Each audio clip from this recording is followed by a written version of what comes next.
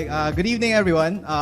We'll be starting the program in a few minutes. So, I'd like to introduce muna kung ano yung project na to. Ito ay SALUSALO, na served by SISID. Yay! Woo! Sige! Okay, so ang SALUSALO ay isa sa mga proyekto ng SISID. Pero, ano ba yung SISID? So, explain ko lang siya a bit.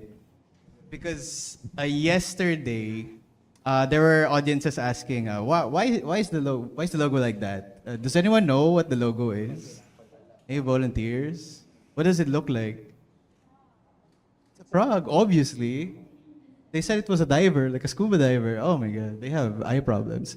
Ayun, so the frog, the reason why I chose that as the symbol for SISID is because as creatives, I don't want to use the word artist. I'm gonna talk about it later. As creatives, we are like amphibians because we kind of lead a dual life, especially we're in the third world. So when we make art, we also have to balance it with surviving. So there are a lot of balancing that we do with our responsibilities, with paying bills, definitely.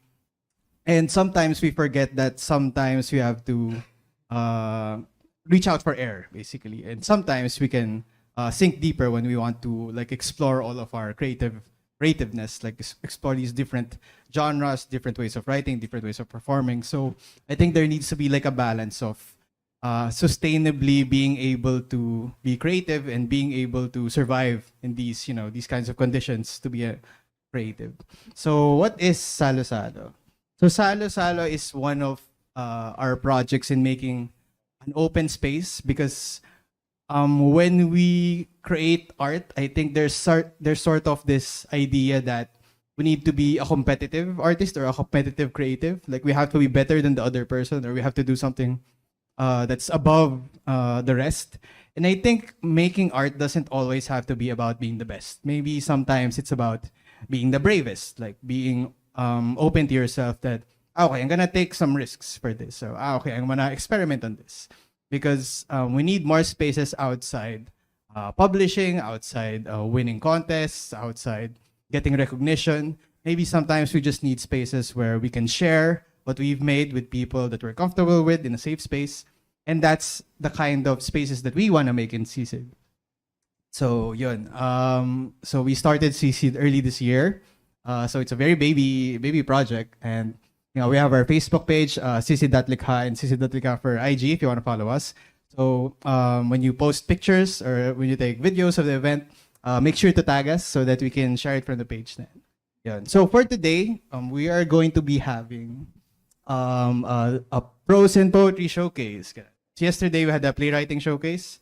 And today our performers would be for spoken word poetry, A.L. Sarina. Could you... and woo! And Yael Domingo. Okay. Yeah. And then for fiction and non-fiction excerpts, we have Godry Dancel. And then we have Camila Andrea, who is stuck in traffic in Taguig. But she'll be on the way naman. And then for later, we're gonna have our special guest storyteller, Simone Sales, over here from Mga Apo. Yeah, so she'll be sharing her works with us. So the program for today is we're going to start with the spoken word poetry. We're gonna give the artists a few minutes to share their work, to present it to us. And then we're gonna give them a little bit more time to give a background of the works that they presented before we move on to the next performer. So it's around like 10 to 12 minutes each. And then later on, once all the performances are done, you may sign up in the ticket booth. We're opening a few slots for open mic performers. If you have, after watching the poetry and fiction readings, maybe you want to share something that you've made or something that you've written before, you can sign up in the ticket booth over there. And then after the open mic segment, we are going to have Simone perform for us. And then after all of those performances, we are going to have a panel talk with all of the performers, because I think it's also important, besides seeing the works themselves or seeing it performed in front of us, we also need to know a little bit about the writers on what their creative process are, so we know like how they have been going through in their career, and like how they started, or like what kinds of works they do. And yeah, so that's basically our program for today. Okay, to start it off, we're gonna be calling on A.L. Sarina for our spoken word poetry. If you want to use this mic over there. Okay.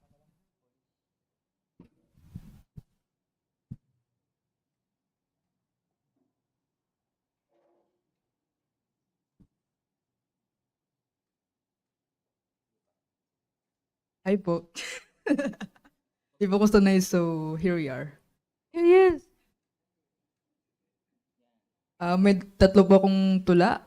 Yung isa po, published po siya. So, I don't know if that counts. If pwede pong Pero yeah. Sige po. So, ang unang tula ko po ay Kung Gumunaw ang Siyudad. Kung gumunaw ang siyudad, huwag kang bumalik sa akin bilang panaginip. Habulin mo ang huling tren at hintayin mo ako sa kapihan na mayroon ka pang mga buko sa daliri. Tiyak ako na hindi ka pagpapalain ng langit sa paghalungkat mo sa mga basura. Sa tabi para lang mahanap ang natitira sa aking mukha. Hindi ko aaminin kung paano bumigay ang tuhod, ang aking mga tuhod. Kakahabol lang sa iyo sa walang kwentang lugar na ito noon pa man. Kung anong nangyari sa aking mga hita noong nahanap ng aking ina ang iyong dila sa guwang ng aking lalamunan. Bumalik ka sa akin bilang... Bumalik ka sa akin kapag tapos ka ng tumakas sa aso na tinatawag mong ama. Ikuwento mo sa akin kung paano mo narinig ang karagatan sa mga ugat ng mga batang lalaking dati mong dinuraan. Mahanap mo ako ng pira-piraso. Kaya huwag kang bumalik sa akin nang wala ang iyong mga kamao. At kung marinig mo man ang sirenang pulis sa iyong pagtakbo, huminto ka lang at makinig. Makinig. Makinig. At kung sa kasamang palad na hindi mo na ako mahagilap, ipangako mo sa akin buo pa ang iyong mga kamay at mahulog ka sa lupa na nakatingin lamang sa may silangan.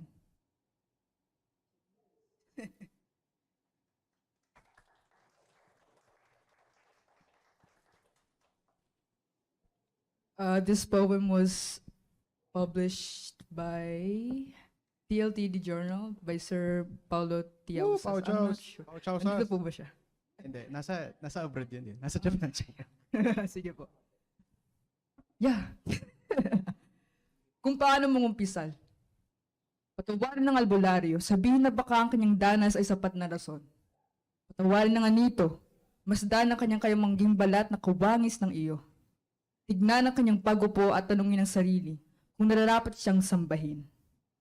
Patawarin ang dugo ng isang tupa na natuyo sa isang puting trapal. Pagbigyan ng mga ngiping ng itim. Pagbigyan ng mga kamay na hindi makayakap. Pagbigyan ng mga sundalong itinaas ang kanilang mga baril tungo sa kulay abong langit. Pasensya ng mga taong tumingin pataas ng isang beses at hindi na muli. Pasensya ng tila pairap na paglaho ng araw.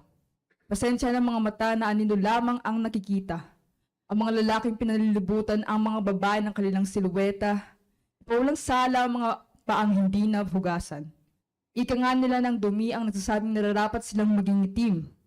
Ipawalang sala ang mga katawang tinakpan. Sabihin na ang hugis ng tela ay nilalantad ang kamangmangan ng tauhan.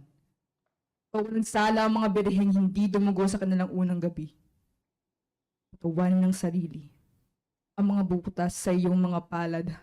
Ang mga pagkakataong sinisilipan mo ito para na makita ang puting mga mata ng isang bulag na bata.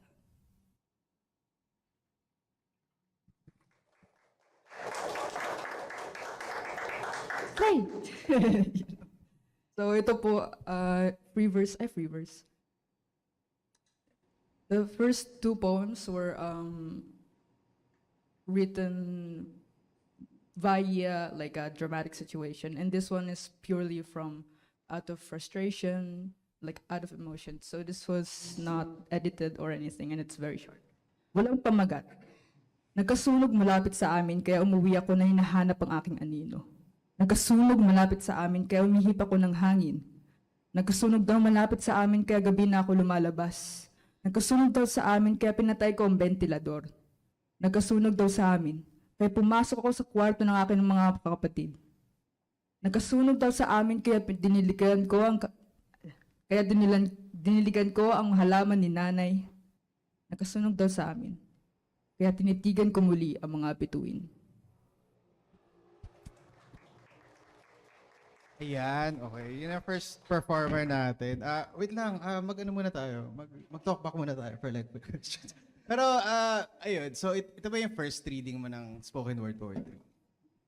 Or na-perform mo na yung mga piyesang ito before? Na-perform na po yung first two. Like, So meron ka bang reason why ito yung ito yung tatlong selection na pinili mo? Meron ba silang ito yung thematic relevance yung tatlo? Parang malakas kasi yung tones nung apoy. Biglang it just depends. Okay lang yan. usually po kasi yung mga topics na sinusulat ko para sa school is about other people. But these poems are specifically about how I feel. Feelings? Ganun. Okay, so mas personal na siya. Mas personal po siya kahit Astig, na astig. yeah, the dramatic situation may be a bit far away. But like, I don't know, I feel like it's personal. So, mukha naman siyang may pinahuhugutan nga. Palakpakan po ulit natin si Yael. At ang next natin na magbabasa ay si Yael Domingo naman. Woo! May bouquet na yan na handa.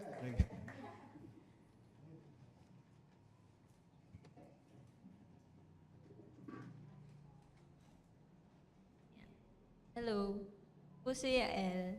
And first of all, I'm very nervous actually to be here because this is my first time doing public reading and I've never really expected myself to perform before an audience kasi I'm very mahiyain kung tatanungin yung mga friends ko.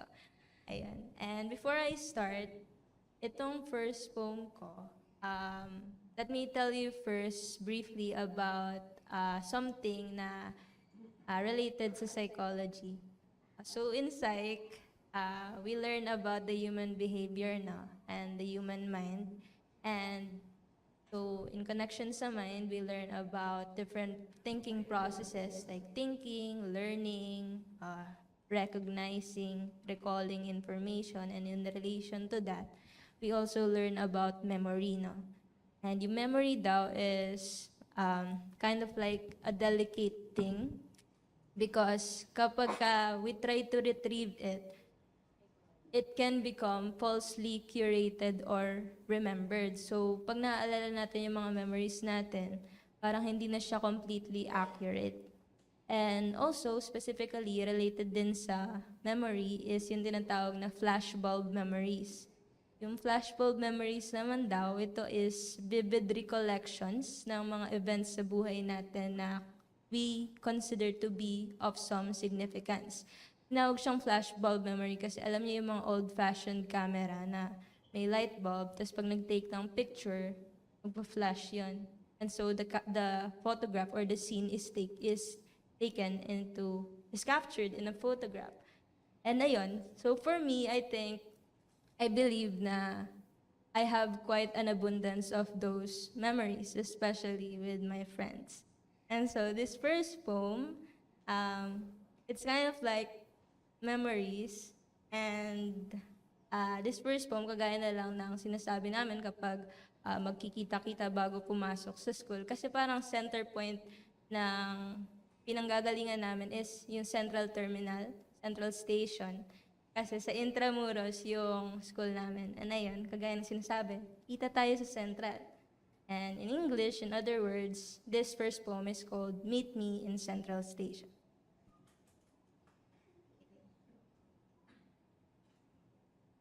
How long should a train ride last if it were stolen from 13th of September past UN Avenue to wave goodbye to you? Just half an hour after learning how a bowl of broth and beef slice tender mixed with soy sauce and pepper and chili, poured however the patrons did it, would warm the stomach and curl it as if we were one, Paris, under the shade of Kuya's knowing gaze.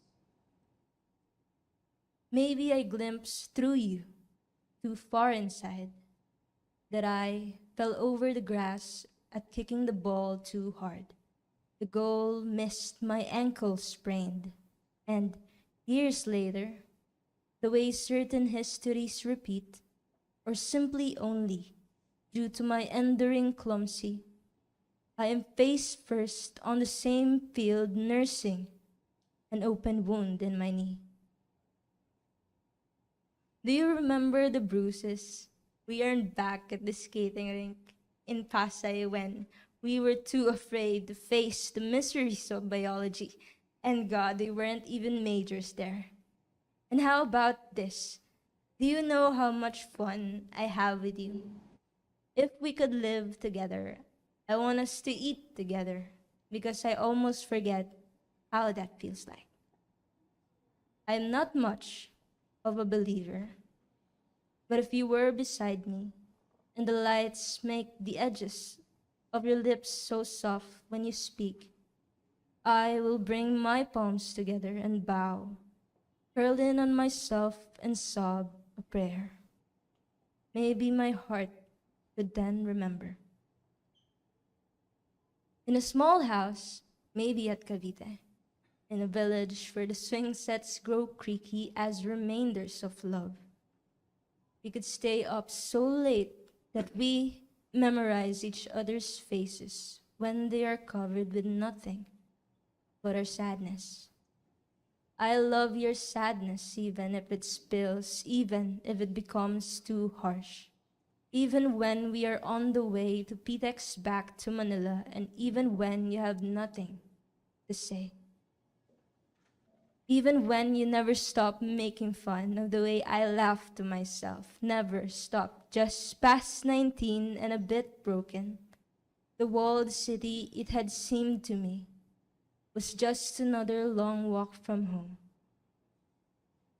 To be very honest, what stayed me were maybe the ghosts from those catacombs that I never really got the courage to roam, but felt nonetheless. The walls, the trees, the tunnels, and the corners never too comforting to turn to. If I narrowed my eyes enough, I could see the fades of your shadows on the bricks and hear your voice subdued by the staccato of hooves that pull the kalesa towards wherever these foreigners pay their guides to lead them to. Maybe I am that desperate or an entitled high-handed fool, but I wanted to say, give me more, time and time and time. Leave yourself something behind.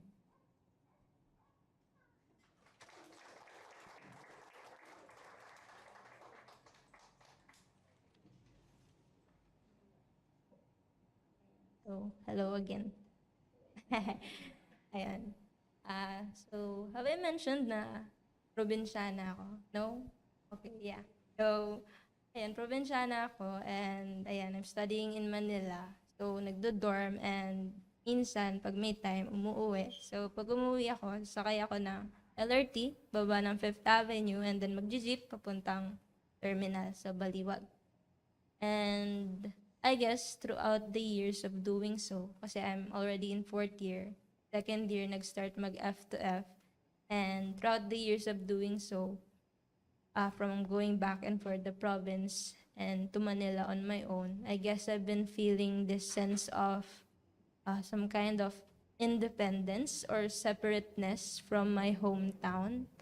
And I guess when I think about it, it doesn't completely make me sad, just a slight sense of melancholia.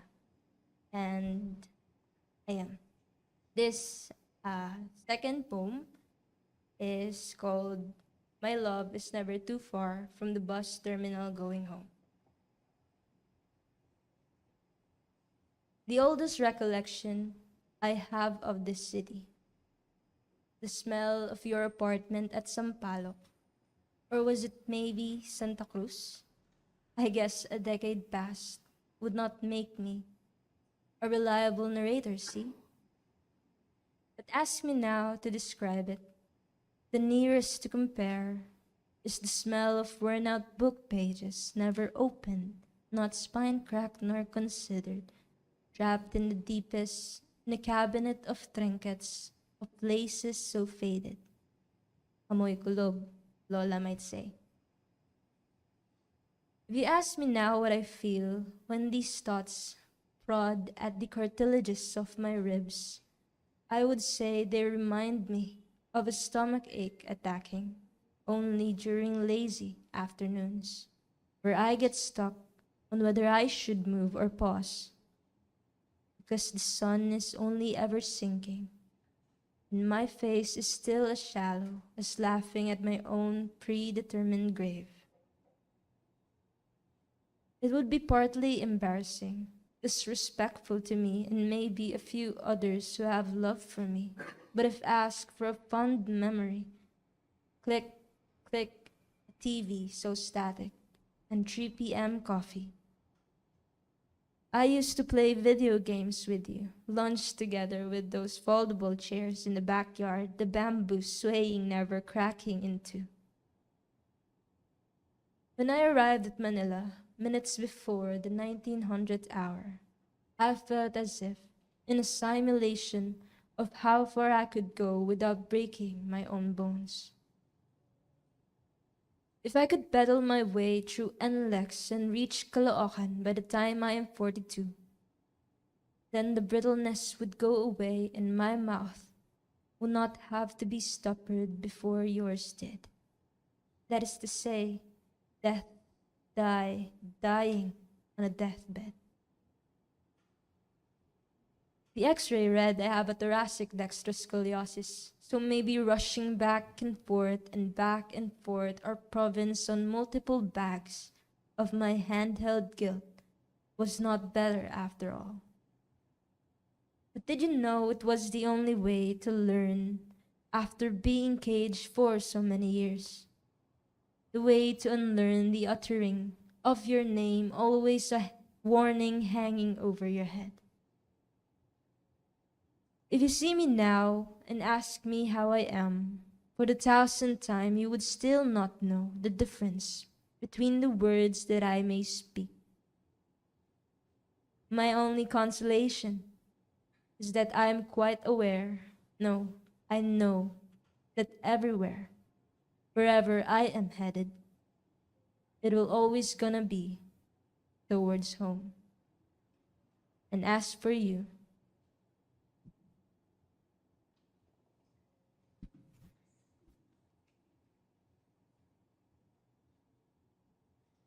so, itong third poem, hindi ko actually siya. Ayan. Ayan. So, itong third poem, hindi ko actually siya na-practice because I prepared yung two. Ayan. Pero, okay, I'll read it.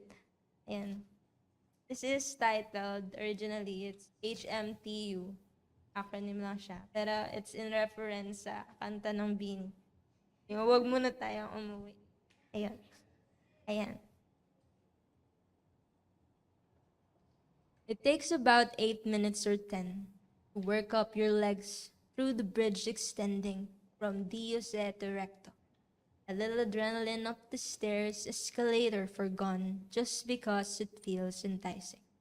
Plenty of times to find your footing on the gaps between the train's edge, the yellow markers on the station tiles, the swaps of faces amid sweat and blunder of commuter air. Swift taps of beep cards with just enough load to keep our paces. After the hush inside the LRT2 and the whoosh of opening doors. At 8 o'clock, wishing we had not missed the indie portion and that one rising group we did miss. At the UP Fair back in February, those days after Valentine's reminded you of love again. At 3 in the morning, we were dead beat, and I'm a month ahead with you again. Past 2, ice cream tubs and multiple stories of childhoods and exes and embarrassments, and I hope you still love again. But by the time we arrive at Ligarda, love was taken away from you. Look how unsafe it is in this world with fathers and mothers who just don't know what to do with you. I wish our brains did not register familiarity so much so that time could permit us the longevity of being lost, the forgetfulness of the pain of being unknown to you. Labyrinthine corners of streets we only just heard the names of, mapped out like we were cartographers uncovering Earth. And would it allow me to learn how your pulse rhymes with my name 100 times? I'm sick of it too. But if this unfamiliarity also brings nothing of hearing it, then throughout the decades I shall spell as if I am learning to be a kid. And if by some unknown circumstance we were trapped within this train and the alarm blares red as for warning of an unwelcome stop, I would look upon the windows and see the buds of white amid the greens at Blumentritt and be generously filled. 100 times I have gone this far, they have never felt as pure. And just as so, when I see you tomorrow, and the day after that, I will trudge the stairs with brittle bones and forget which way to go. Just like yesterday, I will see you today, and I hope to see you again. Ayan, salamat, Yael. Thank you po. Tama ba yung pakarinig ko? It's your first time to perform your pieces in front of a Yes live po, audience? actually. Oh, okay. Kapahan natin yan. Yeah. So, medyo nakaka-nervous, no, pag in front of Opo, a live. actually, it's very overwhelming. Mas madali magpasa na lang ng work na. Ah, Hindi mo na kailangan. Pero yun nga, I guess it feels nga, as you said earlier, Yeah. a lot safer when you have your friends, yes, family here, di ba? actually. I guess I just have to ask lang because it really interested me about your process of memory. How do you put yourself in that headspace? Is it easier when the memory is more recent or like the event is more recent? Like how do you bring yourself, like if it's an older memory, ganun, what do you prepare yourself in any way? Actually, yung some memories dito is not really that recent. Kumbaga siguro, like what I said earlier, yung sa flashbulb memory, some of them are very vivid to me. So, yun, yung parang, nung time nung sinulat ko to, is yun yung na-incorporate ko dito. Kumbaga kasi rin, yung mga flashbulb memories po na yun is somewhat significant to me. And so, yes, kaya siya vivid. Salamat for sharing that. Ayun. Palakpan Thank you palakpan po. ulit natin si El. Ganun, shit. Yan po.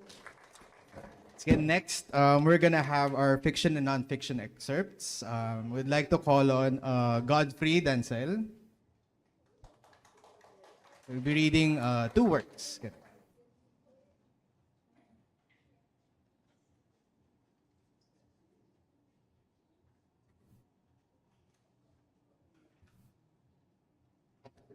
Ay, gandang gabi po sa ating lahat. Godod Ansel. This is my first time din na magbasa ng essays in public. No? Although I've done a couple of poetry readings and halimpusan na rin sa spoken word.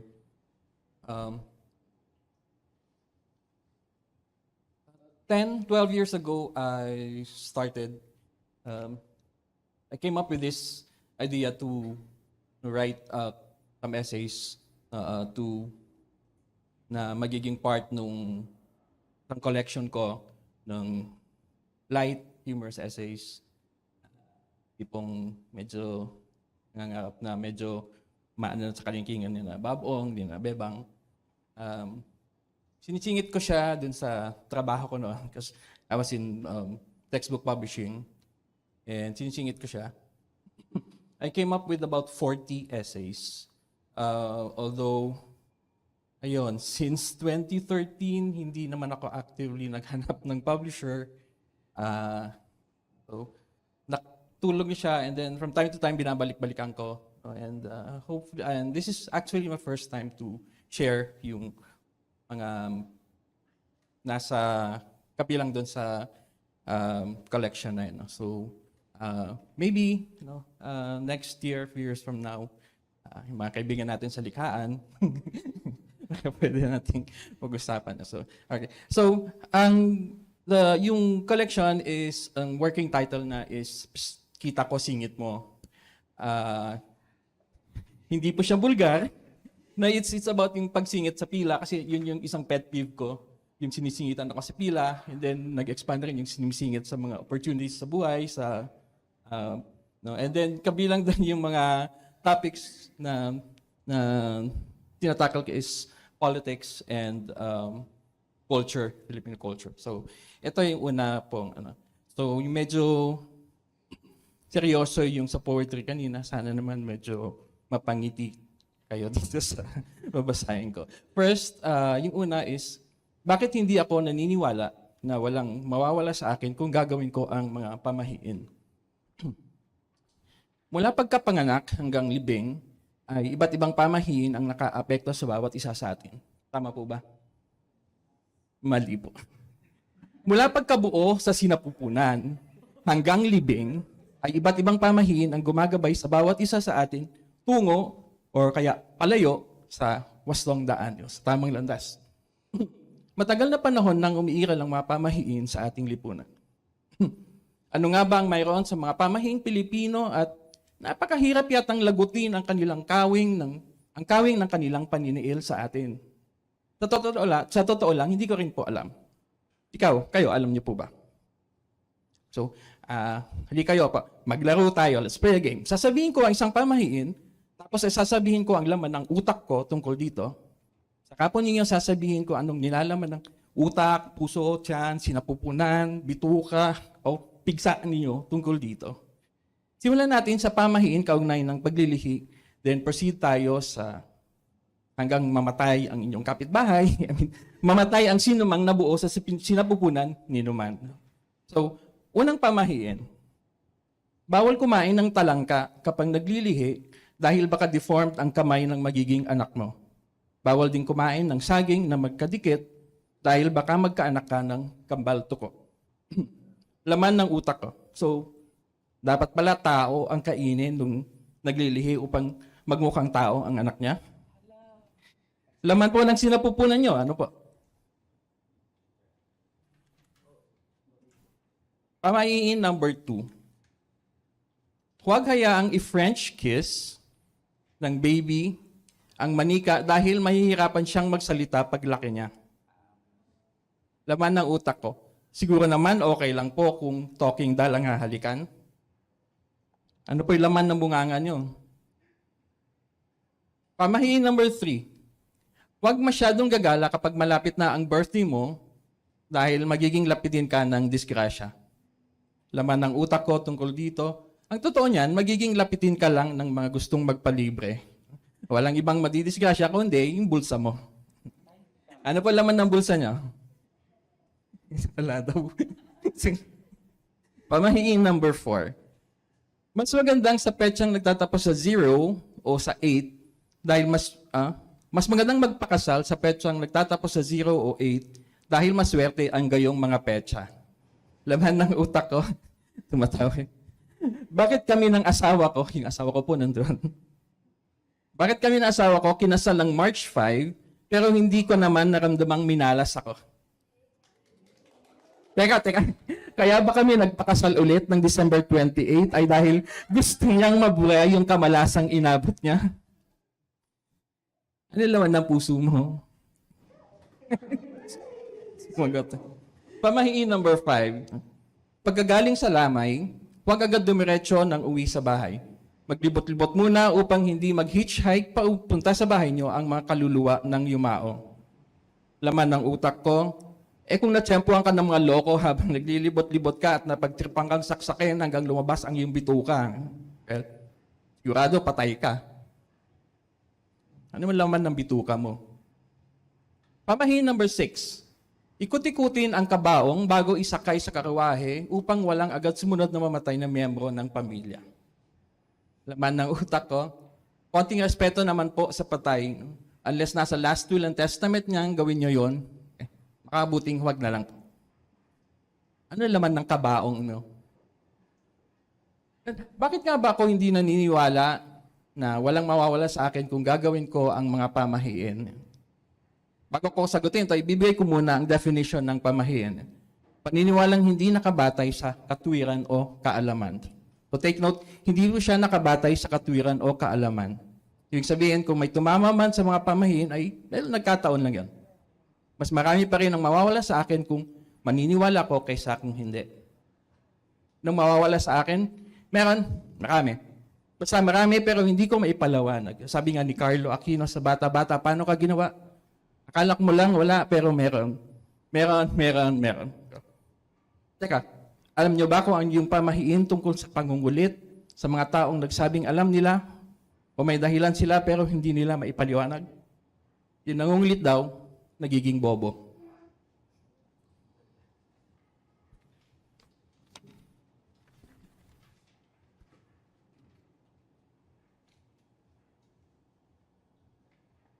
Yun. So, yung pangalawa naman is this one is an abridged version nung something na nagtatakil sa about politics. Malapit na naman election, mag-election tayo next year. Yung lagi pag election, isang na mainit na usapin yung sa party list system. No? So medyo nabanggit dito. Isa yun dun sa naging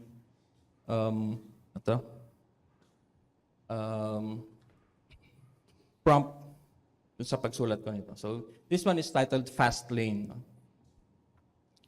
Batid at tanggap nating may pagkakataong dapat lang naman talagang pasingitin sa pila ang ilang mga natatanging sitwasyon. Halimbawa dito ang mga butis, senior citizen at persons with disability. Kailangan paunahin ng mga senior citizen dahil ilang taon na silang nahihirapan sa pagpila. Ang mga buntis at PWD naman, dahil bahagi ito ng pagpapakita natin ng pag-unawa sa kanilang kalagayan. Ito ang dahilan kung bakit naglalagay ng mga fast lane sa ilang establishment tulad ng fast food store, grocery payment centers. Sa pagkakaroon ng fast lane ay nabibigyan ang mga taong nasa natatanging sitwasyon ng oras upang ma-enjoy nila ang iba pang mga makabuluhang bagay. Halimbawa, ang mga buntis ay makapagmumuni-muni kung worth it ba talaga yung kanilang hirap maglakad at tumayo kapag nakapila, kapalit ng sayang naramdaman nila ng kanilang asawa ilang buwan na ang nakakaraan. Ang mga senior citizen naman, nakapag-iisip-isip kung may connection ba ang mabagal nilang paglakad sa pagbibigay prioridad sa kanila sa pamamagitan ng mga fast lane. Hindi lang naman sa pagbabayad, pag-order ng pagkain, pagpila in general, may mga fast lane. Maging sa larangan ng politika ay meron din mga fast lane. Ang party list system, halimbawa, ay fast lane para sa mga local at regional party, political party, hindi kalakihang national political party at interest group upang makapagsingit ng miyembro sa Kongreso. Kabilang sa mga nabiyayaan nito ay yung mga may actual at valid na advocacy, pero otherwise ay walang pagkakataong isingit sa usapan sa Kongreso ang gayong advocacy. Wala namang masama doon, di ba pa? Malay natin, isa sa mga beneficiary ng fast lane to batasan ang makapagsingit sa super busy congressional calendar ng isang matino-tinong panukalang batas. Tulad ng fast lane sa grocery ay may mga nagtatangkaring tumingit sa fast lane papunta sa Kongreso. So, una na rito, yung mga laos ng politiko na naghahangad na makatuntong o manatili sa Kongreso. Nariyan din yung isa pang klase ng mga gustong mag-participate sa party list election. Mga nasa neighborhood association, organisasyon ng mga CQ, mga samahan ng mga dating adik. Sa madaling sabi, kahit sino na lang.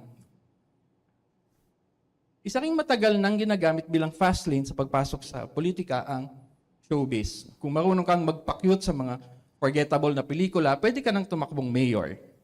Kung may ilang taong ka nang nagpapatawa at pinagtatawanan, ay pwede ka nang tumakbong vice mayor o konsehal. Kung may ilang action movie ka nang kumita naman, kahit papano sa takilya, maaari ka nang tumakbong congressman. At At kung may ilang taon nang namamayagpag ang mga pelikula mo sa mga film festival, pwede ka nang tumakbong senador.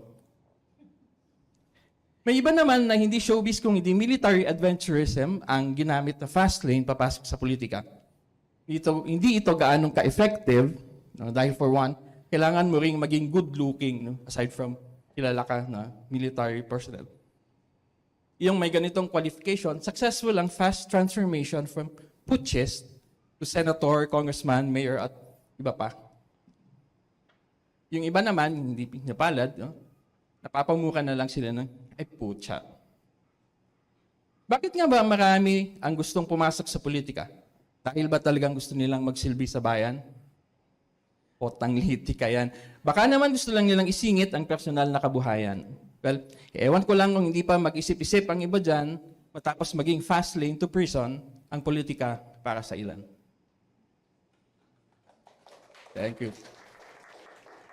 Salamat, Godfrey. Napaalala sa atin na ginagawang retirement plan ang pagtakbo sa gobyerno ng mga iba't ibang personalidad. Ayun. Tanong ko sana, paano mo naisipan yung gawing medyo interactive yung akda, di ba? Kasi kung mababasa niyo po yung akda, parang meron siyang stage directions dun sa text mismo na yung pag magsasalita yung persona, tapos kakausapin niya yung may akda. Na ano yung nagtulak sa'yo na sana nagawing mas dialogo sa nagbabasa at sa nagsusulat yung teksto? Actually, doon lang naman po sa pamahiin, sa piyesang yun, yung ginamit ko yung ganung style. No? Siguro dahil na rin nga doon sa mismong idea na pag nagtatanong ka kung ano yung basis ng sinasabi ng pamahiin, sinasabi ng matatanda, ganyan. So, parang wala kang karapatang magtanong kung bakit. So, ka na lang. Yun, ka na lang. So, ganun, parang kung yung babasa naman, kung ano ba yung, gusto ko lang din malaman kung, gusto ko lang din na mabigyan sila ng chance na, ganito yung i-share na yung nasa isip nila. Hindi ko alam yung may mga, meron pala mga ganong mga pamahiin, yung magpa-French kiss ng doll. Hindi ako aware doon, sorry. Hindi ko alam yung salitang French kiss. Oh my God. Ayun, siguro one question na lang din siguro. Ano yung feeling ngayon na yung parang unang beses mong parang kumbaga i-perform yung fiction work? Parang gaano siya kaiba sa pagtatanghal ng kunwari poetry, spoken word poetry? Iba siya kasi yun nga mahaba aside from yung left mismo, pero yun nga maganda rin na yung isang pyesa is may interactive para hindi rin mabore yung audience. So yun, sinusubukan din natin nagkaroon ka ng pagkakataon ngayon na i-testing kumbaga yung works na i-include mo sa collection na sana nga mas yung mga ganito mga espasyo pwede mo pang ipalabas yung mga eksperimento mo para makita pumapatok ba to, ganun yun. So parang testing ground talaga to na hindi graded, ganun. Na wala pang lugi, ganun. Ayun. Sige, salamat. Palakpakan ulit natin si Godfrey. Salamat pa. Sige, ang huli nating reader for the night is, mamaya pa pala. Si Camila Andrea. Ayun. So she'll be our last fiction. So if you could introduce yourself a little bit. Ay, gusto mo ba? Okay lang, pwede. Sige. Huwag na lang, ganun. So, if you could introduce yourself a little bit about your process or like a background of the works that you will be reading. Yeah. Thank you. Magandang gabi po sa ating lahat. I go by the pen name Camila Andrea. And isang malaking karangalan para sa akin na mapabilang sa mga performers ngayong gabi. Kasi share ko lang po, kapabalik-balik ko lang din po sa pagsusulat na paglilikha. Kasi 4 years sinubukan kong maging biologist and maging doktor. Natuloy naman yung pagiging biologist for a while. Pero hindi ko na lang tinuloy yung pagdodoktor. Pero siguro, masasabi ko lang masaya ako nasan ako ngayon. And siguro, kung masasabi mo nga rin na kung mahal mo talaga yung isang bagay, pagpapatuloy mo and ipaglalaban mo. So, yung pinrepare ko po na pieces for this event, actually, may elements siya ng romance and may elements ng time. Uh, Tatlo po kasi yung piece na pina-prepare sa amin. And actually, it was supposed to be from the future uh, to the present and back to the past. Pero yung ipapresent ko na lang today for the uh, interest of time would be uh, present and past. So, actually, hindi masyadong present, pero okay. Medyo past, pero present. Like, that's- so, the first one would be entitled Until the End of Time. It's an excerpt from that short story. It's a romance and teen fiction short story, and I uploaded it in Wattpad. So I'll start na po. What will you do if the world really ends next year? Chloe, our student council secretary and resident chismosa, asked the group as her feet, which were visible under the table in front of her, tapped to the beat of Britney Spears' Till the World Ends. No one answered. Chloe called each student council member one by one, threatening to mark us absent from the meeting if we still did not respond. She started with the sergeant-at-arms until the mini roll call reached me. Our dear Vice President, Chloe said as she clasped her hands and raised her eyebrows quickly and repeatedly, sporting an impish grin. How about you? What do you plan to do? Me? I asked sheepishly. I felt as if all eyes in the room were on me, which made me uncomfortable. But I tried to regain composure and act as if this was no big deal. I don't know, maybe I'll just sleep. Who cares? I said while shrugging, hopefully adding to my facade of nonchalance. You're no fun as usual, Chloe said as she rolled her eyes, although I know her well enough to know that she didn't really mean the gesture. How about you, Press? I felt everyone's focus shifted from me to Patrick, which was a relief. Silence filled the air as everyone, including me, held our breath. And even the speakers remained silent as Britney Spears' song came to a close. I'm not sure, Patrick said, looking at the ceiling as if looking for answers from above. Although, considering that possibility, then it might now be the right time to confess. The room erupted in cheers and wolf whistling at Patrick's answer. Chloe even went as far as performing a mini dance of triumph, now to the beat of Beyonce's Run the World. Thank you, Beyonce. I made an effort to participate in the fun, clapping my hands and laughing, although deep down, I felt a lump in my throat, and my heart ached as though it was being ripped apart to pieces. Guys, our dear president is getting uncomfortable, Chloe said, hushing the crowd. I think we're being too much. What if he actually wanted to be a priest and confessing his sin was what he really meant? Right, Patrick said, joining in the playful banter. You're being quick to judge. The room erupted into a boo with what Patrick and Chloe said, which was disrupted when the door of the student council room suddenly opened, revealing a young, balding man in a printed cardigan and fitted slacks. Hey guys, what's all this commotion? I could hear you from the end of the hallway. Our student council advisor, whom we endearingly call Sir Jake, chimed in as he raised his pointer finger to his lips. We immediately hushed down as he said that. Hi, Sir Jake, Chloe said as she tapped her iPhone 4 to pause the music playing on the large speakers.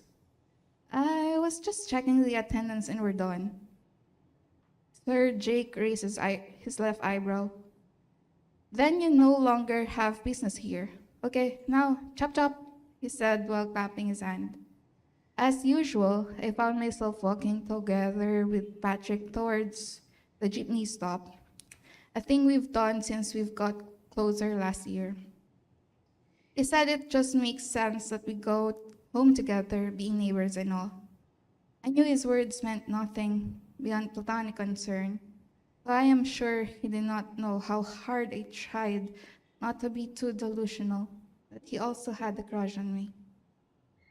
About what you said earlier, I started, instantly regretting that I even opened my mouth to interrogate the guy I like regarding his crush. I know this isn't about confessing to a priest, so who's the lucky girl that you're referring to? Huh, I can't believe you're just as curious as them, he said, pouting. Hey, I'm your close friend. I don't want to be late to the juiciest gossip, especially about you. I pouted back. Uh-huh, he said with an incredulous look. The thing is, my crush's name is Nanya. My heart skipped a beat, and I felt like I had to gasp for air. Who's Nanya? I asked. Patrick let out a slight grin, then said, None of your business, as he ran away from me, laughing. Hey, come back here, I said, laughing along but pretending to be annoyed. End of excerpt. Thank you. So for the next excerpt, it's an excerpt from Fated Encounters. It's a historical fiction short story with elements of time travel. What date is it? My lips gaped at the randomness of her question. It's the 13th of July, I answered simply, not understanding the need to ask for the date. Today is Sunday, but the house is open for visitors every day, and she should be expecting us with all her communications with Mom. Mm-mm, she said, as if contemplating something. I was wrong. You arrived just in time. Come on in, Kay. I've been waiting for you. She motioned for me to come in, and I obliged. And now I understand Mom's reaction when I was younger. This cryptic woman seems to have some screws lost, probably brought on by old age. Still, I must be wary. She stopped midway through her tracks and looked back at me. I once again got a chance to look at her cloudy eyes, which made me feel uneasy. Those look heavy. I'll be the one to carry them, she said, gesturing to the bag I was holding containing the bagged meals Mom had prepared for her. Despite my attempt to argue that I wanted to be the one to do it, she gripped my arm tight with a force even greater than I think I could muster. I flinched, and at that moment, I just knew that I should not go against her wishes. Manang Ana and I stopped in front of a stone structure that looked like it might have been a fountain in its prime, and now it lay stagnant and without life, filled with some fallen leaves floating on the murky water on the basin-like base in a much smaller second layer. Could you do me a favor? Manang Ana said, her raspy voice suddenly turning syrupy. I have yet to open the windows upstairs, but I trust you could do that yourself. Okay, I said, my gaze following the end of where her pointer finger was referring to. I need to unpack these meals, but I'll follow you soon. Go now and familiarize yourself with the place. I was unable to argue or even ask any questions. She immediately disappeared when I looked back at her. She sure was strong and agile for an old lady. Even with Manang Ana no longer in sight, I decided to follow her instructions and enter through a room with wide open wooden doors at its entrance, which she was pointing to earlier. It has a wooden circular table immediately visible from the outside, with a few books laid on top of it. I looked around the room and noticed the light hanging from the ceiling, the wooden chairs, and the sunlight coming through the windows with Capiz panels. Then I saw her, the young Segunda Katigbak, looking very regal in her framed portrait displayed proudly on a wooden stand. Her brushed up long black hair makes her forehead more prominent, accentuating her soft features.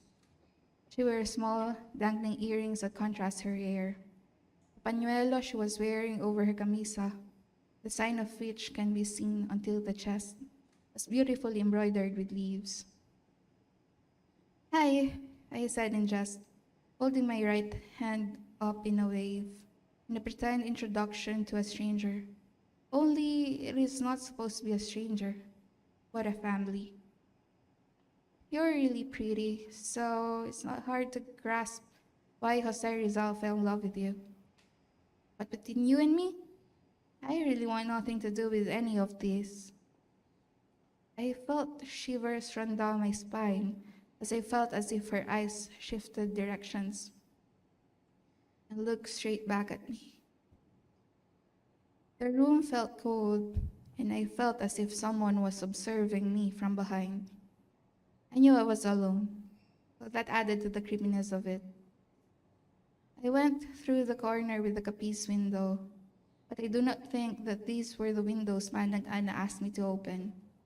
It does not look like I can open them.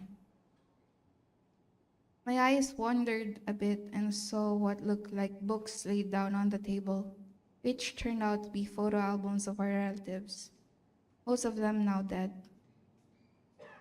I shot it close, even with just a few flips, as I already had enough of their photos, and I did not want to add to the eerie feeling of looking at dead people's portraits. I was careful not to look at Segunda's portrait again as I moved away, approaching the stony staircase. Finally, I reached the part without a portrait or photograph, grateful to be released from Segunda's gaze. I walked some more and almost jumped in fear when I saw another portrait of Segunda, this time wearing a white oversized t-shirt and looking directly back at me. It took me a while to realize that it was neither a portrait nor a photograph, but instead was a mirror, and I was looking at my reflection. Gosh, I must be going crazy.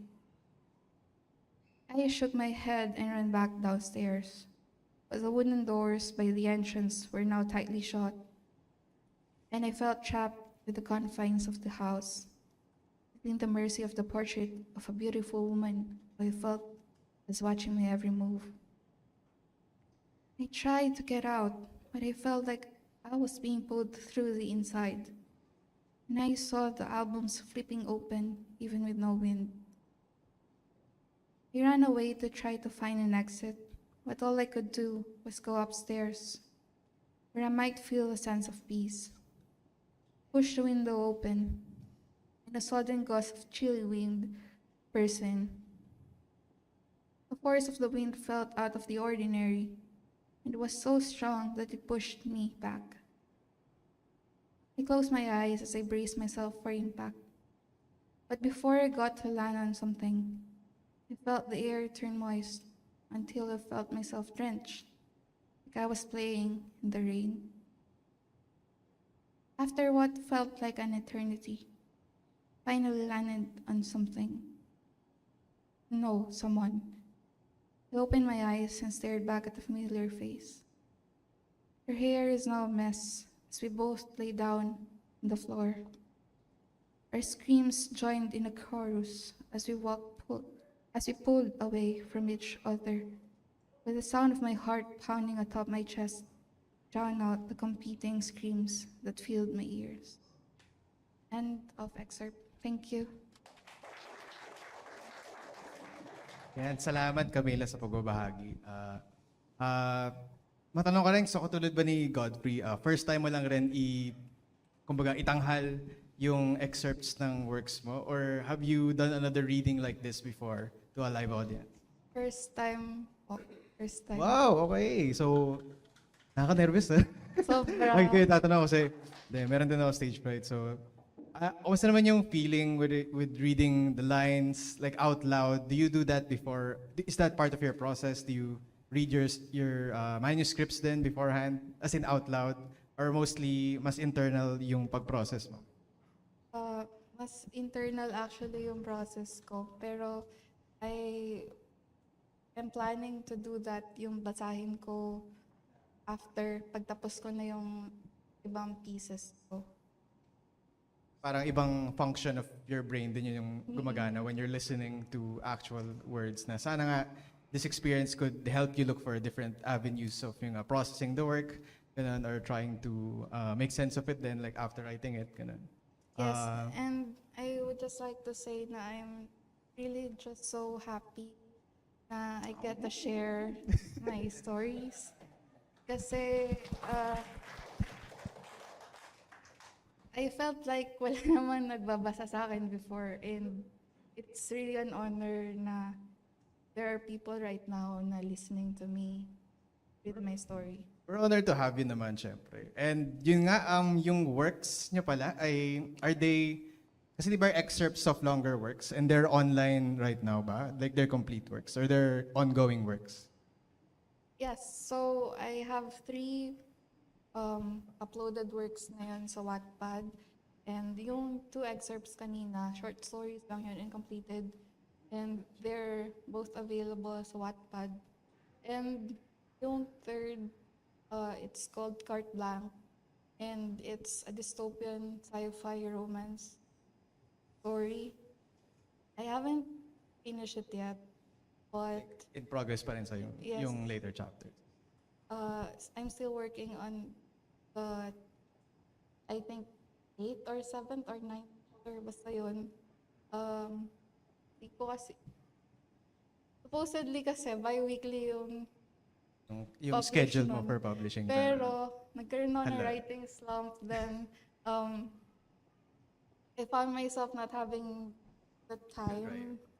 Time actually yung problem ko. Alam ko na isusulat ko, pero walang time. So, mga around 300 words lang at per session yung nagagawa ko. Tapos sobrang bihira lang ng sessions. Pero I wanted really to enjoy the journey na magsulat. One step at a time, one step at a time. Yes. So, yun, palakpakan ulit natin si Camila. Thank you yes. so much. Okay. So, yan ang readers natin for spoken word poetry and fiction excerpts. Let's have a 5-minute break, and then after, we're gonna have the open mic session for those who volunteered. So, if you still want to have a work to be read here, mag-sign up na tayo sa ticket booth, and then we'll proceed with the program from there. Sige. Let's see each other in 5 minutes. Thank you.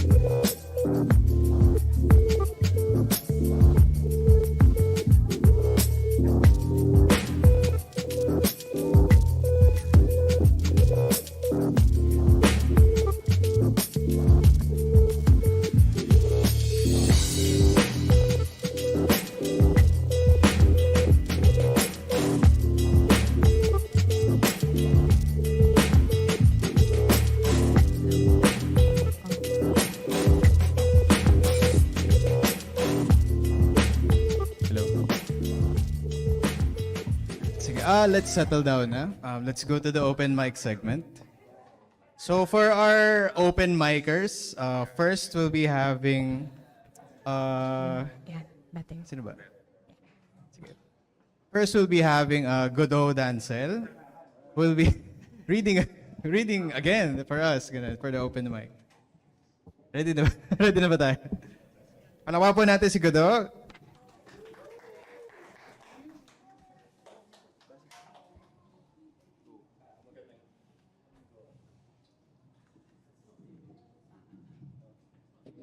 Magandang gabi po ulit. Nandito na rin lang, sulitin ko na. Again. Aside from writing essays, nagsusulat din po ako ng mga tula sa English, Filipino, Ilocano. And I'm part of a book project na ilalabas sana soon ng Alfredo Tadjar Library, yung isang library na based sa La Union. Yung book is collection of poems in Filipino and may Ilocano translation na nakafocus sa isang chapter, may halagang chapter in Philippine history na nag-start noong 1970s.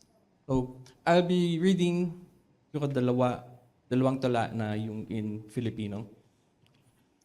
So, yung point of view is, yung matula is sa point of view ng isang male activist na naka-experience nung negative effects nung chapter na yan in Philippine history. And 5 taon, yung 5 tula na yun, may iba-iba sa iba-ibang taon siya nangyari. So this one is September 1972. Title, Bagong Umaga. Ang mga tandang nga ba'y napipi at ang gumising sa akin ay tilaok ng bakal. Paano na ang kanilang mga himno ng pagbangot paghalakak? Ang mga ibon nga ba'y nabulag sa lakas ng mga tilaok? Sino na ang tutula tungkol sa pagnitit pagmulat? Ito ang unang umagang sa akin walang nag-alay ng himno't tula. Hindi nga ba sila nakatulog dahil sa balita kagabi? Tulala pa ang parang, sindak pa ang pampang, batid nilang ang gayong mga tilaok ay nakapagpapadapa sa palay at nakapagpapapula ng tubig sapa. Yan po.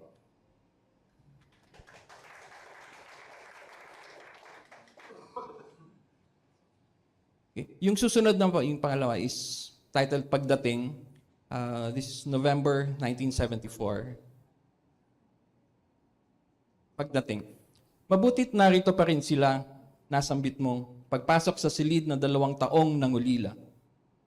Mga nalulumbay na larawan ng ating pagkabata. Ngayoy magarang saplot ng hubad na dingding ng minadaling pagtanda, katabi ng mga kawil na uhaw sa tubig, ilog at sikat ng araw. Sabik sa ating mga halakhak sa maghapong pagtatampisaw. Mula sa naalimpungatang mga kwadro, nagpupumiglas, humuhulagpos, kumakawala. Mga tula ng pagkabatang pinutol ng imbitasyon sa himpilan ng pulisya. Yan pa. Thank you. Yun, salamat Godfrey sa mga mababangis na tula na yun. Sunod, tatawagan po natin si Ethan para ibahagi ang kanya. Sa dulo ako nakalagay doon ba't ako yung sumunod? Kasi staff ko yan dapat, pero hindi siya nagpakita on time. So, audience na lang siya. Yan. Okay, paumanhin. Good evening everyone. Thank you for sharing parts of yourselves kanina. So, I was actually inspired. And my process for performance, I'm not good with preparation. It's more, I prefer something mayabang na, pero I prefer something raw for myself. So, this poem, I thought about a while ago. I hate hearing myself. But I thought about a while ago because I want to be part of this space. Gusto ko makisalo sa SALUSALO, kumbaga. Title drop. Okay. Yeah.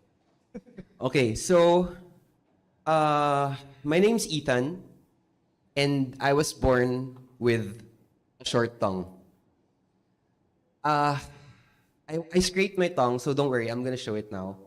So it's just one flash there from here to here. So this is my tongue. It can't extend any longer than that. Okay? So the pediatricians, they advised my mother, Ma'am, baka po pwedeng idala na po natin sa surgery itong si Ethan. Kasi mahihirapan siya magsalita paglaki niya. Mahihirapan siya mag-pronounce ng mga specific words. For example, I can't roll my R's. Oh, di ba? Parang konyo pa rin ako. Rrr. Ganun yung R's ko. That's one. But I'm here talking to everyone right now. And in my mind, I don't have any difficulties in pronouncing or enunciating or even speaking words. But lately, I've been thinking that my pedias might have been right. I should have cut my tongue so that it would have gone, so that I would have been able to speak words that I should have when I should have spoken those words. So this is evidenced by 3 things that happened to me in my life in which I blame my stupid, short tongue. First, this was high school. I was going out with my katabe, my seatmates, first love, di ba? And for some reason, we would always go on dates. We actually went on a fun run. We would go to McDo. We would eat together. But I never kissed her. We would have opportunities to have our first kiss, but I never did because I was afraid. First, I was afraid that, shucks, ang ikli ng dila ko. Magustuhan ba niya yun? Second, it's my Catholic upbringing. Oh, I have to be married first, or I'm afraid to bastos. Ayokong bastusin siya by kissing her or doing something else. And a week after that, I ended up kissing somebody else at the party. And I was never able to speak to my first love ever again because of my short tongue. It's my short tongue, not me. Okay? And the second life experience that I have as evidence that it's my short tongue that's preventing me from being able to speak words. It's that time when I was actually in I was in a party with my law school friends. So I'm in law school, yuck. We drank at the condo, all guys, because we were from the same fraternity. We drank, blackout drunk, and then morning came. I was sort of waking up because my brad, my katabe, was suddenly starting to touch me. He was touching me from my chest area, through my legs. And at first, I was thinking that he was waking me up. I was already awake, but I don't know. For some reason, I wasn't able to speak up until it developed into into something that is, as you might imagine, very triggering. His hands ended up in places that I never thought would have been possible with a so-called Brad. It went on for 5 to 10 minutes, and I couldn't say anything. I was bigger than him. He was only 5'2" or something, and he was thinner. But I couldn't move. I couldn't say anything. My body froze. My mind went blank. And I was thinking, why is this happening to me? But it's just my tongue. Kasalanan ng tongue ko yun. Kaya hindi ako nakapagsalita. Kaya hindi ko napagsabihan ng Brad ko. Kasi maikli ang dila ko. Thank you. Salamat, Ethan, sa pagbabahagi ng pagiging komportable para sa amin na pakinggan ng iyong akda. At kasalanan ito lahat ni Godfrey dahil sinabi niya ang kwento tungkol ang pamahiin tungkol sa French kiss. So we would like to give credit where credit is due. Ayun. So next, we would have Jasmine Gardosi, who would be performing for us.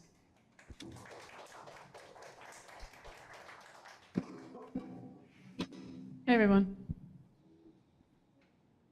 I'm from the UK. I'm from a city called Birmingham. I'm visiting for 2 weeks. Does anyone know Birmingham? Have you been there? No, you don't ever have to go. No, it's okay. Thank you. I thought I'd perform a more like chilled out poem today. So Birmingham is beautiful. It's not. But do you have blossoms here? In the Philippines? Kind of have something similar-ish? Ish. Yeah. See, now we do have blossoms, but like, just, because Birmingham is a big grey city, we have like a few blossoms. But because we don't have much great weather, we just latch onto them. We're like, oh my gosh, blossoms, wow, yay. So I was asked to write this poem about blossoms in a big city. I'm like, oh my God, what? I don't write about nature. I write about mental health and being gay. You want me to write a poem about nature? And then I realized, okay, no, I know. I know the take that we're going to take on this. So this is a poem, whatever difficulty that you're going through, if there's something that you have lost, I'd like you to hear this poem, and it applies to everyone. Because we live right here in a very built-up city, right? And sometimes the sights of nature can just heal us, and we're reminded. And the beautiful thing about Blossom is that it's all about new starts and new beginnings, and that's what this poem is about. So whatever you're going through, whatever losses you're going through, this is a poem about new beginnings. You will hear some landmarks about Birmingham. Sorry, you won't recognize them, but just ignore them. When we become the concrete that surrounds us, when our loss towers over our morning commute, when our winter stretches like Centenary Plaza, when our guilt is brutal as the city we walk through, when our regrets stack as tight as the back-to-backs, when our shame is the same shade as the pavement rain, when our grief escalates to scrape the sky. Think of what blossoms do, and remember, we can begin again. cherry blossom is the flower of stone fruit trees. If they grow from stone, then so do we. Begin again. Follow the botany. Follow the blooms. We are the pink petal of new skin over wound. Begin again. We are not the structures that hold us down. No matter what regrets may cement you to the ground, we're not man-made. So we can't be made of our mistakes. Nature makes us, so let it take us as the world moves us on with all of its weight. Begin again. It's okay for us to fall apart, to lose our leaves, to grieve. It's okay for us to break, to let go, and then to grow new seeds. Begin again. Live through your chillest winter and begin again. Lose the thing you need the most and still begin again. Bloom the color of human against the bricks of St. Philip's, against the pillars of Town Hall, against the tarmac of Broad Street, against the Clydesdale walls. Take time and take breath. Like the branches of alveoli that flower in your chest, you will bud new beginnings after the end. Begin again. Begin again. Thank you. That was a very, very beautiful reminder of, even these small, minute things can remind us of healing and of growth and of rebirth, definitely. So thank you for that. So last in our list would be, of our open mic speakers, would be Leandro Reyes. Call him to the stage. Ay, pwede naman. Yung may stand na. Yeah.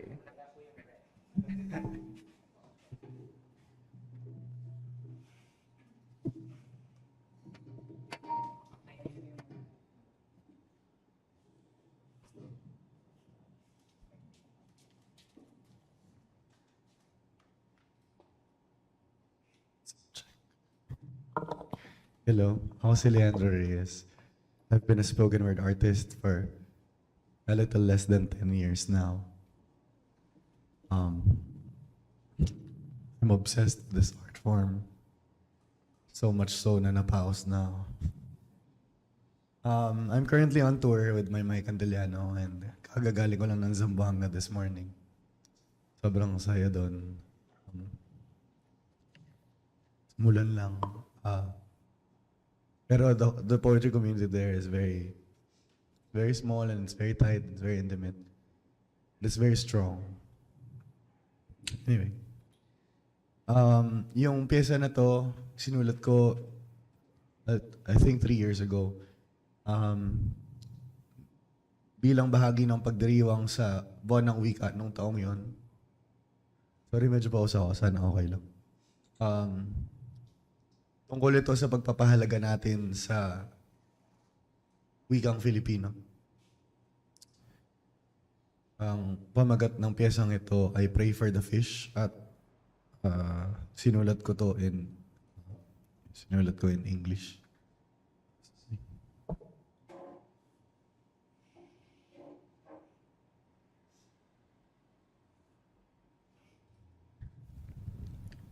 In my country, it does not snow.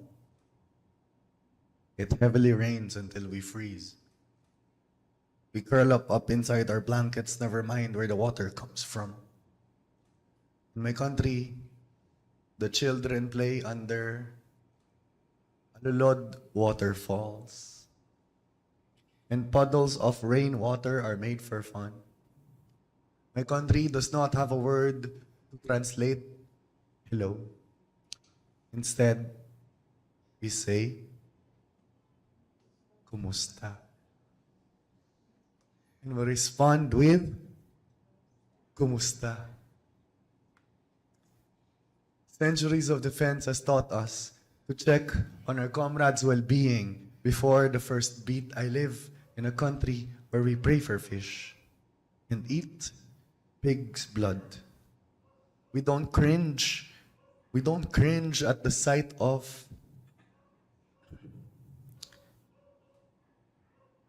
balut. Why would we?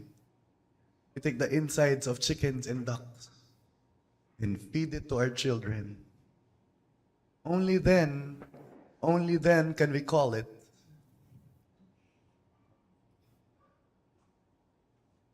a barbecue.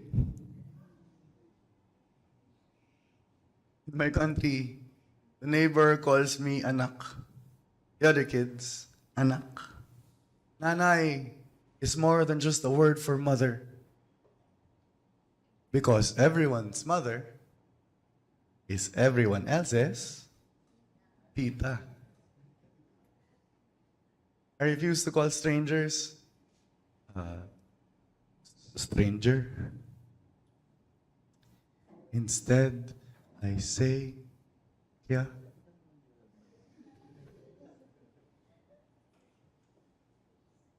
I live in a mamsir nation. Mamsir. A resilient rice importing, supposedly exporting nation, mamsir. I live in a country who overvalues the English language relation. Mamsir. So go ahead and tell me that I have a nice accent for a Filipino. Whatever the hell that means. But don't bother telling me to shove it down my throat. Because it's already there. So sorry that it's already there.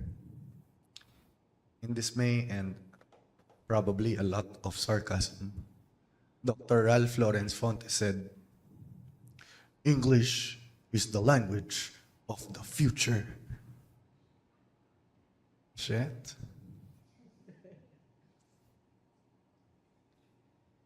No wonder the future isn't as colorful as it used to be. Sir. When I die in my country, my countrymen will not say, he was a writer. No.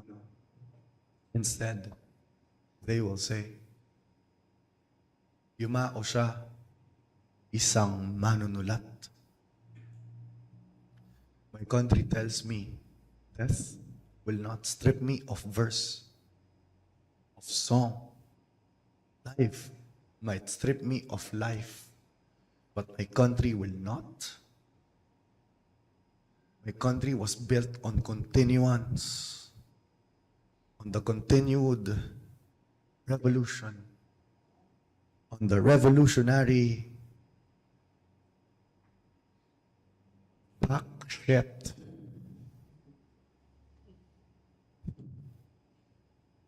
Which probably means I don't care if you don't care, because I do. And my language does. Ako ang anak ng inang bayang pagod na sa kapapaliwanag. Namaos na nga ako eh. Nakasaksak sa dila ko ang tinik ng Ingles sa kada pangungusap. Itong sangsang ng malansang isda sa hininga ko ang signos ng di pag-alpas. Nakakahiya. Nakakahiya. Itong lamat ng dayuhan sa wika kong angkin. Kaya, sorry kung di ko kayang mag-thank you. Salamat. Thank you. Salamat, Leandro. Parang anthem na siya pag may nagsabi sa atin na, wow, your English is so good. Ganun, di ba? Yun. Yun, salamat sa lahat na nag-sign up, na naging matapang kayo para ibahagi ang inyong mga akda. At huli sa lahat, ang ating last performance. Tinatawag ko si Simone Sales ng mga Apo para magtanghal para sa atin. Palakpakan natin siya.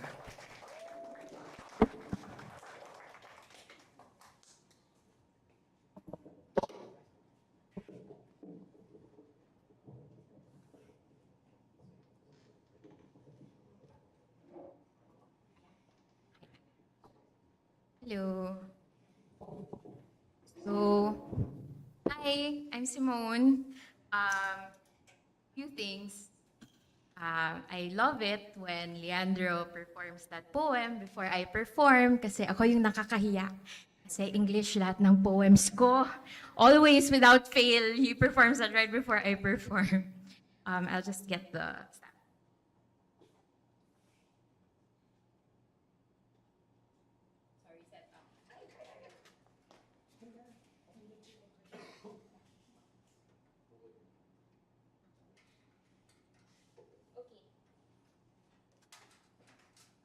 Hello, I'm Simone. I'm a storyteller and poet. And I think the first thing you will notice is that I am not wearing shoes. The thing. Sige.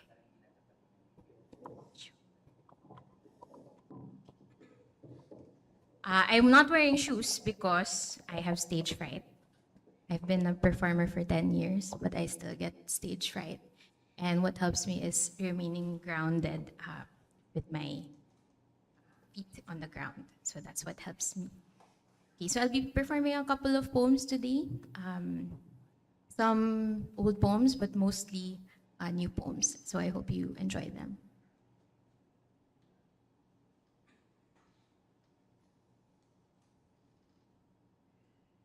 She is storyteller. She is the most beautiful girl. She is daughter and delight, precious gold and mother of pearl. She is treasure. She is kept in keeper, covered and combed, carried in her little thrown feet like feathers afloat. She is moonlight. When she bathes in the dim black waters, skim the glow of her skin. When she dances by the fire, fingers like feathers in flight. And when she sings, the world is silent. It's a practice called binukot. She was covered like little gems that might lose their luster. She is princess, maid of the tower, weaver of armor, caged bird, and she is storyteller.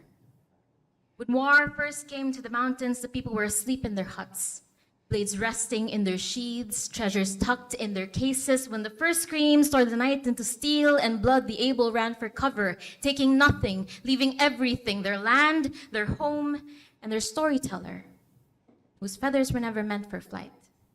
Since then, the practice of binukot has diminished, fathers fearing for their beautiful daughters and the weight of the song they must sing. At present, there are very few cases of binukot.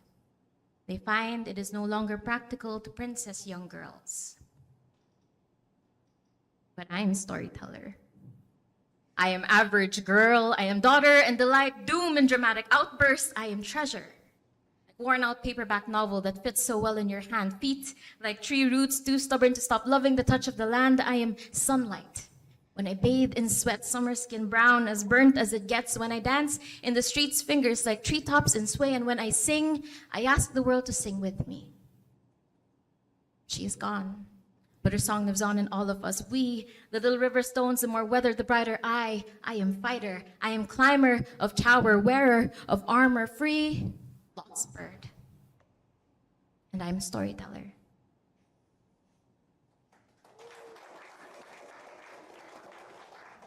Hello. So that was an old poem. I wrote that in 2014, so it is 10 years old. And I've also been a storyteller for that long as well. But my stories usually run for around 10 minutes, so I won't be able to share a story with you tonight.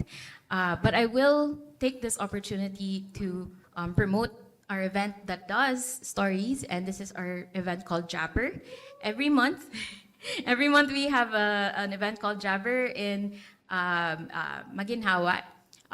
It's a storytelling event, and it's an open mic, but instead of spoken word pieces and music, we have storytelling. So you can join us. Our event was supposed to be last week, but we moved it because of the storm, and it's going to be this week instead on October 30. All right. So I'm going to move to my much more recent poems, and this one was published. It was my first published poem ever in an international journal, Voice and Verse, and this one is called Chew. So if you've known me, and I don't think anyone knows me here except for my friends, my poems before used to be very sweet poems, just like Riverstones, very hopeful. But ever since the pandemic, something was unlocked. And then I didn't want anymore. I used to write poems to make people happy. Then I realized I wasn't giving a voice to the other parts of me that really needed to speak. And so in the pandemic, all of these poems started coming out, and they were not sweet. But quite the opposite. They're so angry, and it was so different from my disposition. So it worried a lot of people, but it felt so good to write it. And that's why I wrote so much of them that it's enough for a book now. And I'll be publishing it in January. So I'll share a couple if you don't mind. So this one is called Chew. And I wrote this for all the women who always feel like they need to carve parts of themselves to make themselves palatable to others.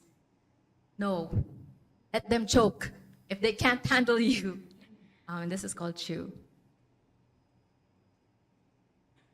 In my sacrifice, I was crisp and burning and ancient, smooth as gristle and bone and lithic flake. One morsel.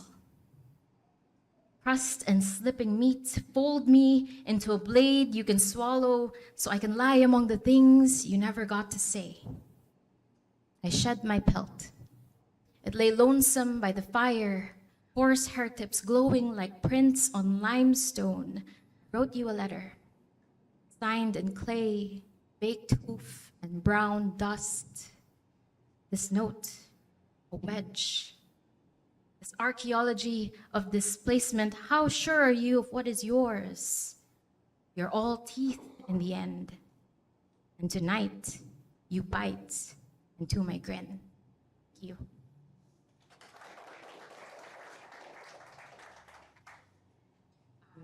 So I don't want to dwell on most of the poems. By the way, my collection is called Feral. Most of my poems are like that, but I don't want to dwell on those tonight. So I'm going to take a break from those and go to my love poems, because I do have some love poems. And this is one of my favorite ones, and I wrote this from a trip in Baguio. I heard the wistful sigh. Yes. It's always Baguio, isn't it? Okay, so this one is called IIRC, or if I remember correctly. If I remember correctly, it was a Wednesday.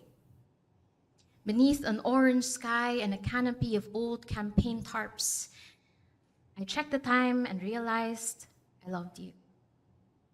I felt the ticking on your wrist through my feet, the gravel beneath my toes, in my mouth, ultimate gray with a hint of sea salt. There were other colors too in there, and I heard them in drops like a song in a sieve or a misplaced rhyme. If I remember correctly, there was a park, and the sharp blades bent and spilled and pulled beneath us, marshy, swallowed us whole, choking on our clumsy attempts to stay afloat. Your mud laugh was bright as a ripple, and I wore it around my throat like a prize. If I remember correctly, I told you first. And the words spilled poured from the mountains like wine in a burning forest, and you held my stinging ears to keep the mob from flowing, but they spilled down your fingers and stained your shoes. If I remember correctly, they still look that way. I remember the light rain, the bus ride, the twists, the playlists I could not change because my phone was in my pocket and my pocket was under your head. I remember panic, like a black pearl gritty in my teeth.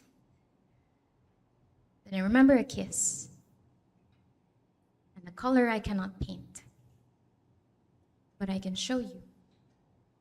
Then you can tell me if I remember just fine.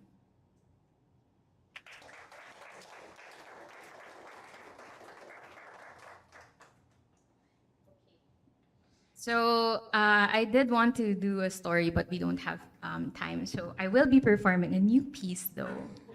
And I made this piece because I attended Practice Lang, which is a show of Leandro Reyes. And our special guest, our teacher, was Jazz Gardosi, who taught us a bit about how to elevate our performance on stage and use all kinds of amazing tools and tricks. And so this is something that I made in their class. So I hope that we can test it out again here. So it's very new. Okay. So I will need your help. Is that okay? Yes. Okay. Let's practice first. So can everyone hum? That sounds a little like aircon sa LTO. Louder, parang aircon sa City Hall. Just kidding. Little louder. Let's have a louder hum. Again. All right, good. Okay, let's try it now with the hand cue. So when I do this, that's the cue to hum. Okay, then when I bring it back here, I want you to stop. Okay, can we try? 1, 2, 3.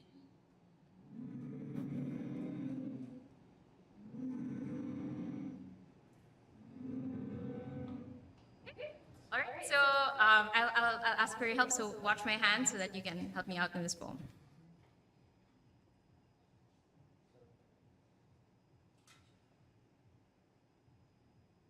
My voice is crisp end of a lightning bolt. The ozone on your tongue after kissing the sky. My voice is the crackle that touches the nose, the electric thread between us. My voice is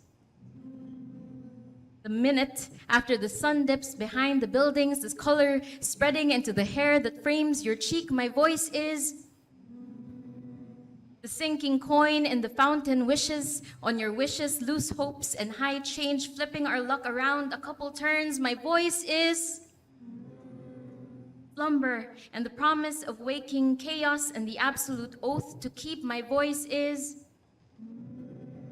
a current and a cascading river, a spilling thing roaring and rolling before rippling into song. My voice is on your shoulder, a thorn in your chest, a tremble in the lung, a thing that twists around your fingers and tumbles down your throat. My voice is a sun, a burning thing, an explosion, daunting, expansive, an all-encompassing, world-ending, cosmic, disastrous, marvelous thing. My voice is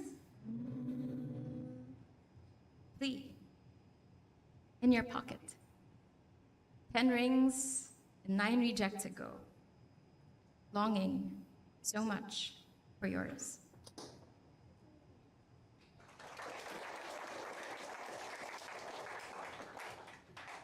Okay. Sorry na-exercise yung vocal cords natin. Okay, so I'm down to my last piece. I know that we are pressed for time. I will perform my last piece, and I'm a big fan of Carly Rae Jepsen. Who else is a fan of Carly Rae Jepsen here? Okay, if you're not, I will make you a fan. Walang choice, sorry. Okay. So I love Carly. I used to only like, like more, I don't know, I used to think like, oh, pop music, ew. But then I learned to appreciate it so much, and now I'm fully a pop music girly. And I love Carly Rae Jepsen with my entire.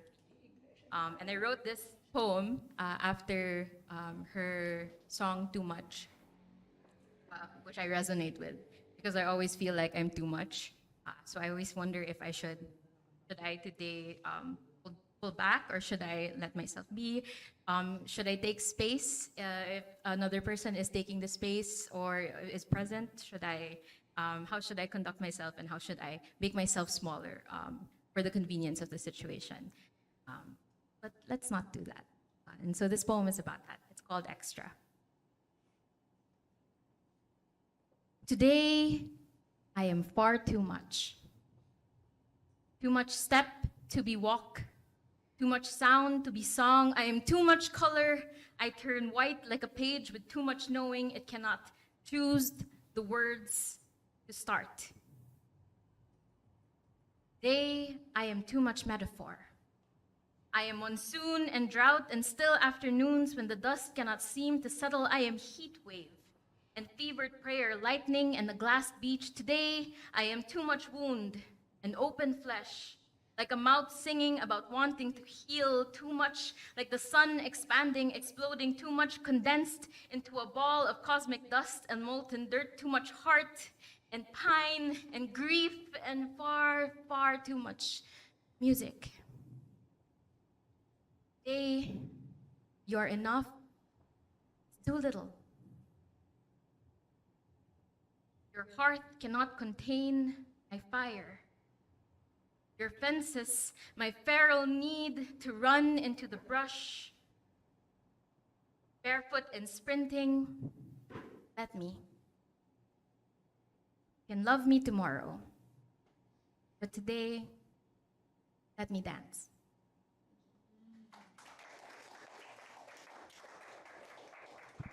Salamat, Simone. And yun nga, i-plug ko lang ulit na they have an event on October 31? October 31 ng mga October 30, mga apo. Sa may maginhawa sila sa Altspace Studios. Doon ko rin nakilala si Simone.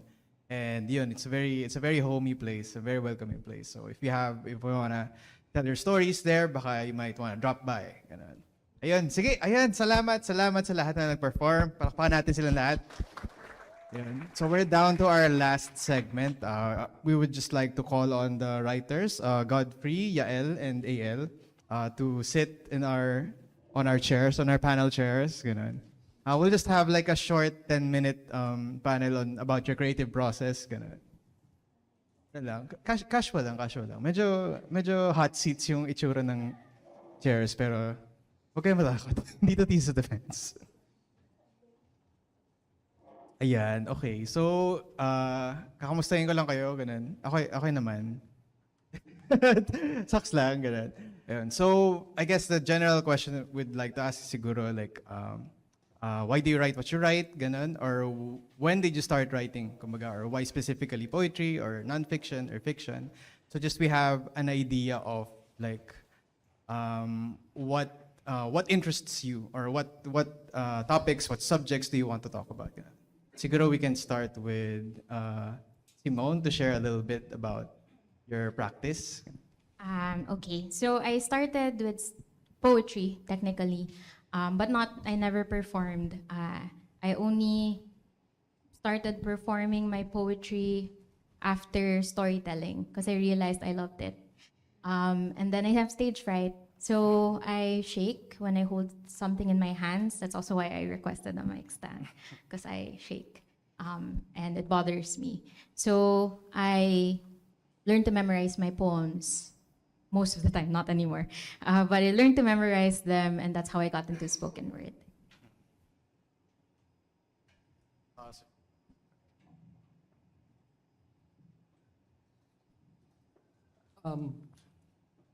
I started poetry in high school and college. Nagsusulat ako ng bars. Pero hindi ko sila pinapublish. Self-consumption lang. And then I remember a friend, meron akong collection na nung poems. So I this was fourth year high school. I showed a friend, and sabi niya, this is all trash. So, yung file name, so, tinapon ko lahat yung works na yun. So, when I had my first laptop, I tried to, kinompose ko siya ulit. No, I knew most of the pieces by heart. So, in-encode ko siya ulit, and then the file name, yung title ng collection na yun was Trash Bag.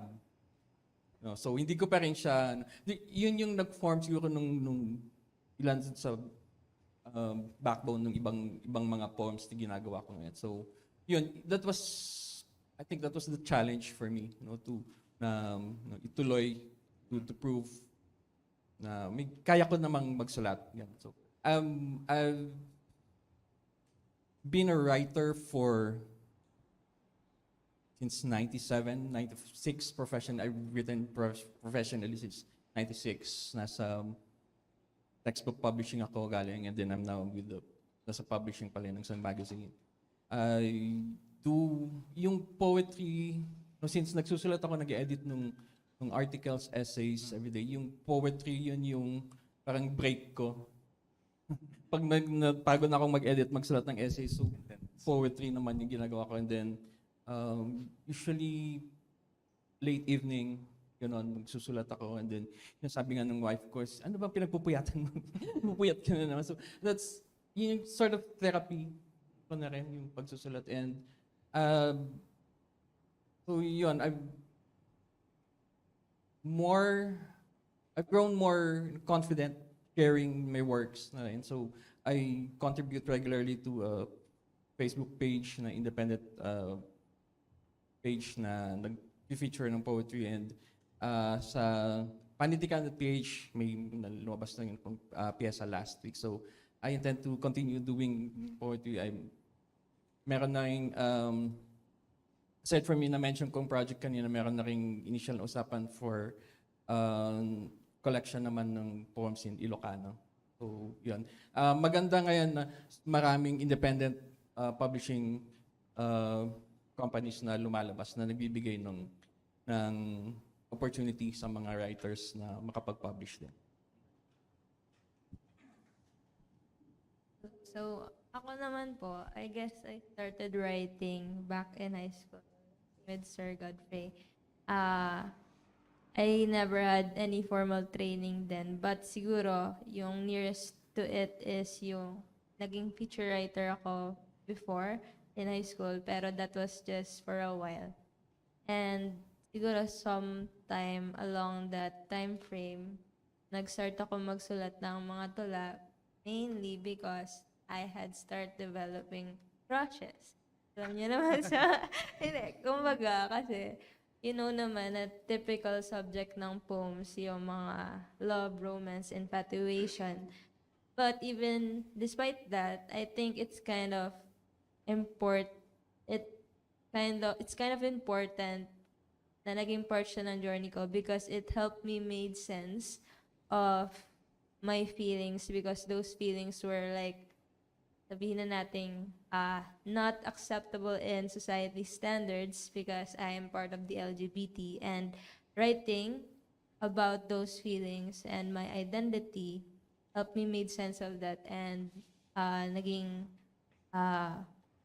way din para mas ma-accept ko fully yung sarili ko. And so, regarding that, siguro yung writing ko is fundamentally more on self-expression and more on personal sa akin. And I'm not saying na yung other kinds of works na ginagawa ng ibang creatives ay not personal. I'm just saying na parang specific siya sa akin. But yeah, other artists are like that din naman.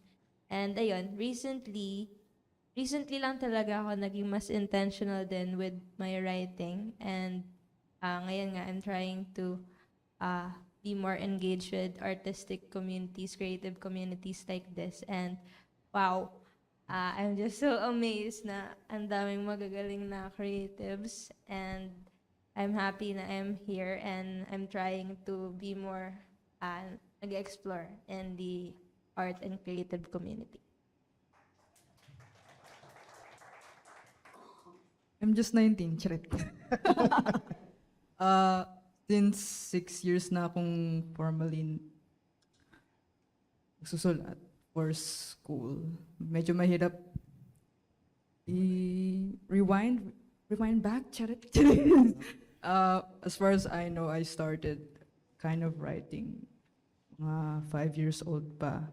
And it was a way to express myself kasi nahihirapan ako magsalita.